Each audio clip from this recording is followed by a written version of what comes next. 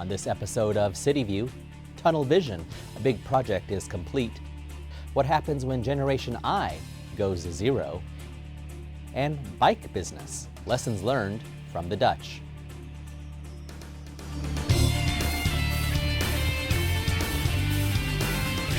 Hello and thanks for joining us. I'm Renee Tejas. We'll have those stories and more, but first, our top story.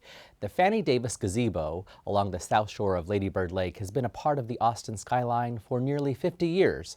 Thanks to more than $125,000 in renovations completed by the Austin Parks and Recreation Department, the gazebo now boasts a new roof, new structure beams, anti-graffiti coating on its benches, and a paint job that matches the original color scheme.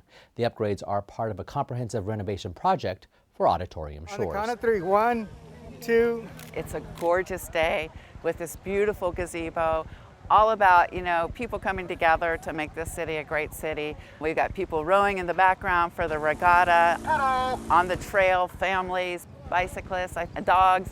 It's like, it doesn't get better than this. It recently went through some renovations. It was in pretty, serious need of some help.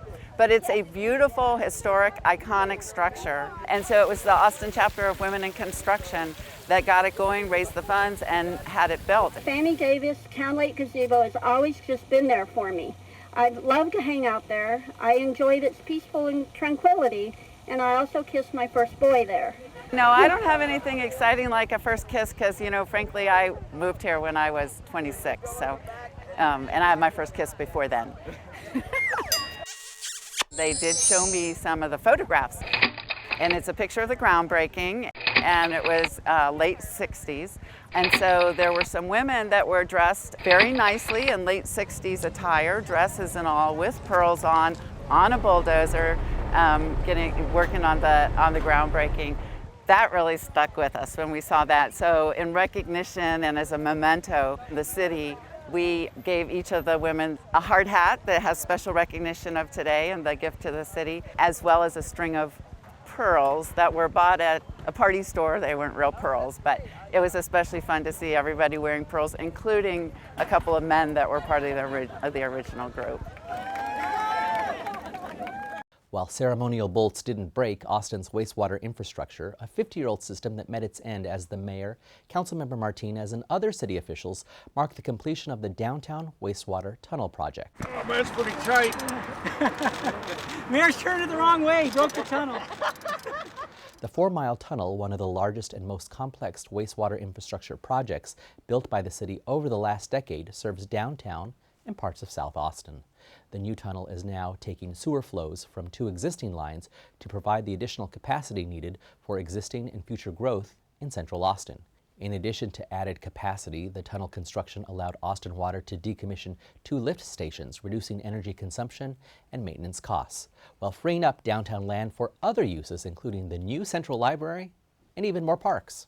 Austin downtown area is growing rapidly, as you can just see by condo towers and all kinds of investment, billions of dollars investment now and into the future. And we need to have the appropriate water and wastewater infrastructure, and this wastewater tunnel helps with that need. In addition, it helps improve the reliability of our system for all customers. We eliminated several lift stations. Those are more prone to failure and potential overflows. Obviously, Lady Bird Lake's a treasure. We don't want to pollute it in any way, so we improve the overall quality of our service by this project. And now it's time for a council update. Retailers are getting clarification on how to comply with new rules governing checkout bags they give to customers. The Austin City Council has approved amendments to administrative rules related to the single-use bag ordinance regarding signage, reusable bag standards, ways to apply for a hardship variance from the ordinance, and alternative compliance methods. The ordinance goes into effect on March 1st and will require that businesses display signs prominently to educate customers about the new bag rules and available reusable bag options. You can read more about the new rules and find out about training sessions in the Austin Resource Recovery section of austintexas.gov. As Formula One gets underway, the Austin City Council has approved annexation of area around the Circuit of the Americas. The roughly 1,500 acres is in Travis County south of Pierce Lane, around a half-mile east of Pierce and Ross Road. It includes undeveloped land owned by the state of Texas, in addition to right-of-way for Elroy Road and the Circuit of the Americas site. Council also approved an annexation and development agreement for another 200 nearby acres known as the Diane S. Myers Family Trust. Council also wants to ensure that the Circuit of the Americas Annexation Territory gets consistent fire protection and medical first response coverage. In a resolution, the Council asks the City Manager to meet with Emergency Service District 11 and other stakeholders to discuss coverage and analyze fire protection and medical response call volumes and response during the event. And Council approved a new contract for youth services in the Dove Springs neighborhood in southeast Austin. The $73,000 appropriation to the River City Youth Foundation will support a neighborhood-based safe place and learning center for low-income at-risk youth and their families in 78744. Services include after-school services, counseling, tutoring, technology classes, case management, supervised culturally and linguistically relevant mentor-mentee matches, and parent involvement activities. In all, Council considered 98 items at its November 8th meeting. Its next regularly scheduled meeting is December 6th. For City View, I'm Larry Schooler. It's almost like a foreign exchange program. Recently, some city officials took a trip to the Netherlands to study bicycle infrastructure in Holland, shortly after Austin officials welcomed the Royal Netherlands ambassador to the U.S. The ambassador and the Dutch Cycling Embassy were here for the innovative Think Bike Austin workshop. The workshop brought together leaders from the Austin community to work on cycling projects and find solutions with the Dutch transportation experts. 3 different groups looked at innovative ways to bring cycling programs to the city. We are organizing a bike event. It's, as you know, in Holland, everybody bikes. I mean, it's like breeding for us. And we'd like other people to have the fun of biking as well. So that's why we are fundamentally here. We have the same program in other cities like San Jose in California. But we are here to promote biking. Results and presentations from Think Bike can be found on the city's website. And from one green practice to another, this fall, Austin Resource Recovery launched a new youth education program. The program, aptly named Generation Zero, has an emphasis on zero waste and sustainability and is geared toward students from kindergarten to 12th grade. The program is free to schools located within Austin city limits. One of the first schools to complete the program was Austin Discovery School through Austin Independent School District's Hill Elementary and Bailey Middle School. I've been trying to tell the story. All right, if you have a question, you raise your hand and ask for help. So now we're going to do one more activity. What we did today was review what the students have done over the past few weeks, learning about that 97% of our waste that goes to the landfill can be redirected to be reused, 1, 2, 3, shoot. to go to recycling, Oh, this is glass. or to go to compost.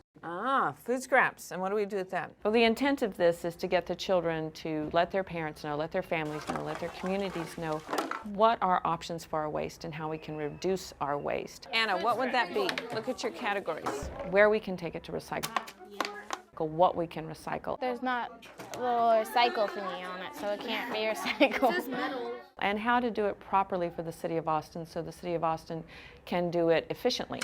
Seriously? That's how much paper we have?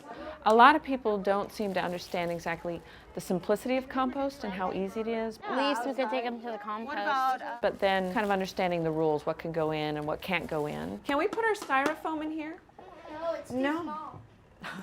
Another thing the students begin to understand is what can be recycled and what can't be recycled. No matter how much you break it down, it's still going to be styrofoam. It'll just be smaller pieces of styrofoam. And if it can't be recycled, how to reduce it, how to use less of it, or how to divert it in another way other than recycling. And on to more educational outreach, the National Forum for Black Public Administrators recently held their annual Public Administrators Day. This included providing high school students tours of various city branches.